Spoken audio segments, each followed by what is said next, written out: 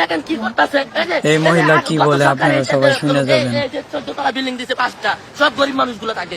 Video Awami League সরকার কি অপরাধ করছিল? আওয়ামী লীগ সরকার পুনর্বাসন দিয়ে গেছে বস্তিবাসী মানুষের, আর এই জায়গা হচ্ছে 26 ফ্যামিলির জায়গা। শেখ হাসিনা তো জীবনে বস্তিবাসীর উপর হাত দেয়নি।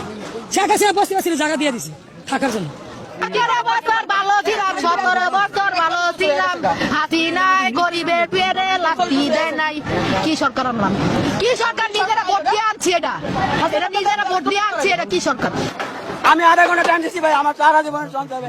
আমি এক কথা বলবেন আমাদের 26 ফ্যামিলি এটা জায়গা, ঠিক আছে, মেরে দিয়ে গেছে। আজকে ধরেন আর্টিকেলের পয়সা খাই আজকে ভাঙতে পারতেছে আমাদের 26 ফ্যামিলির জায়গা, তারা ব্যস্ত আছে। কারণ আমরা মাদক খামু, চিন্তাই করবো, চুরি করবো, ডাকাতি করবো।